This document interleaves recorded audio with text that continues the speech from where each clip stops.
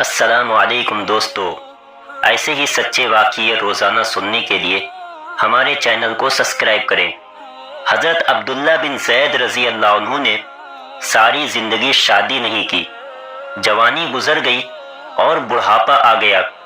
ایک دن بیٹھے حدیث کی ایک کتاب پڑھ رہے تھے تو اس میں پڑھا کہ حضور صلی اللہ علیہ وسلم نے فرمایا ہے کہ جنت میں کوئی بھی اکیلا داخل نہیں ہوگا بلکہ اپنی بیوی کے ساتھ داخل ہوگا، اور جس نے کسی وجہ سے دنیا میں نکاح نہیں کیا تو اس کا نکاح دنیا ہی کی کسی کنواری لڑکی کے ساتھ کر دیا جائے گا، اور پھر وہ دونوں میاں بیوی بن کر جنت میں داخل ہوں گے۔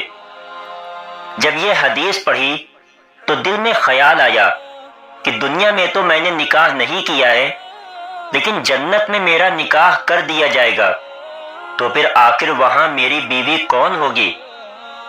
حضرت عبداللہ رضی اللہ عنہ نے اسی رات اللہ سے دعا مانگی کہ اے اللہ، مجھے خواب میں میری جنت کی بیوی دکھا دیجئے۔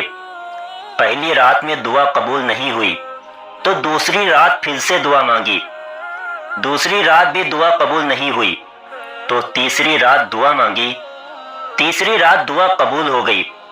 خواب میں دیکھتے ہیں کہ کالے رنگ کی ایک عورت ہے جو حبشہ کی رہنے والی ہے۔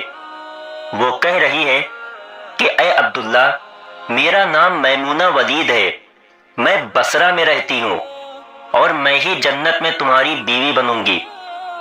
حضرت عبداللہ کی جب آنکھ کھلی تو تہجد کا وقت ہو رہا تھا۔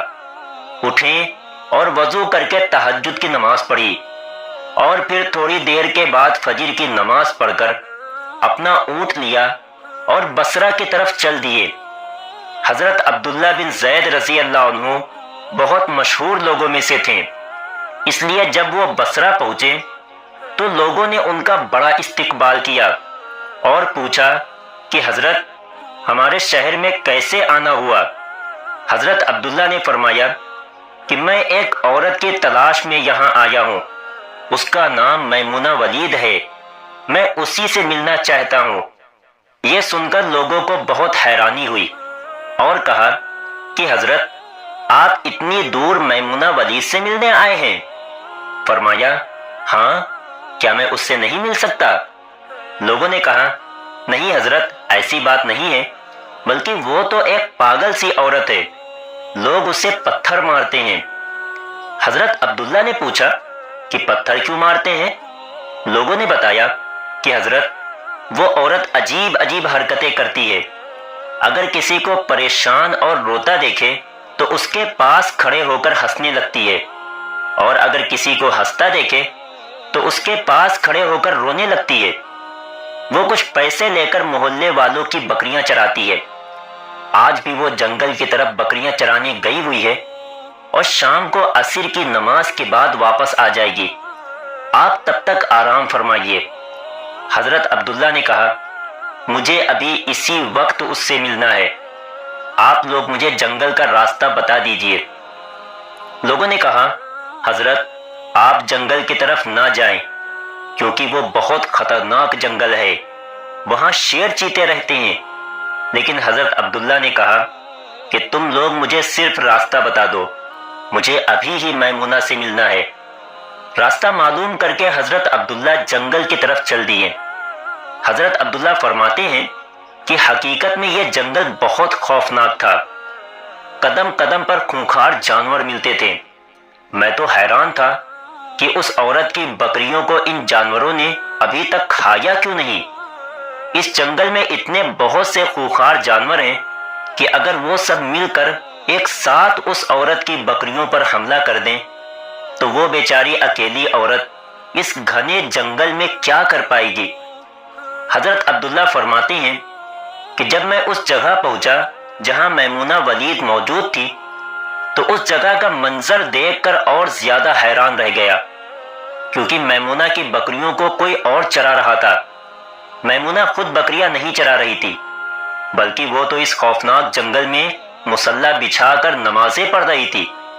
میں یہ منظر دیکھ کر حیران رہ گیا کہ آخر ان بکریوں کو پھر کون چرا رہا ہے، کیونکہ بکریاں کبھی ایک جگہ پر نہیں رکتی، وہ کبھی ادھر بھاگتی ہیں اور کبھی ادھر بھاگتی ہیں۔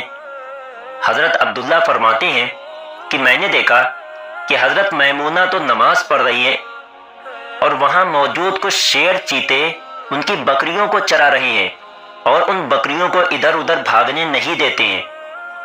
یہ منظر دیکھ کر میں تو حیران رہ گیا کہ آخر شیر چیتے اور بکریوں میں دوستی کیسے ہو گئی۔ شیر چیتے تو بکریوں کو دیکھتے ہی چیر پھاڑ کر کھا جاتے ہیں، لیکن آج یہاں کا منظر تو بالکل الگ تھا۔ اتنی دیر میں حضرت میمونہ نے نماز سے سلام پھیرا اور میری طرف دیکھتے ہوئے کہا، اے عبداللہ، ہمارا وعدہ تو جنت میں ملنے کا تھا، تم یہاں دنیا میں مجھ سے کیسے ملنے آ گئے؟ حضرت عبداللہ فرماتے ہیں، یہ سن کر مجھے اور زیادہ تعجب ہوا کہ میمونہ کے ساتھ میری یہ پہلی ملاقات تھی، تو آخر اسے میرا نام کیسے معلوم ہو گیا؟ میں نے حضرت میمونہ سے پوچھا کہ آخر تمہیں میرا نام کیسے معلوم ہوا؟ تو انہوں نے فرمایا، اے عبداللہ، جس رب نے تمہیں رات میں میرے بارے میں بتایا تھا، اسی رب نے مجھے بھی رات میں تمہارے بارے میں بتایا ہے کہ تم جنت میں میرے شوہر بنو گے۔ پھر میں نے حضرت میمونہ سے پوچھا کہ آخر یہ تو بتاؤ کہ ان شیر چیتے اور بکریوں میں دوستی کیسے ہو گئی؟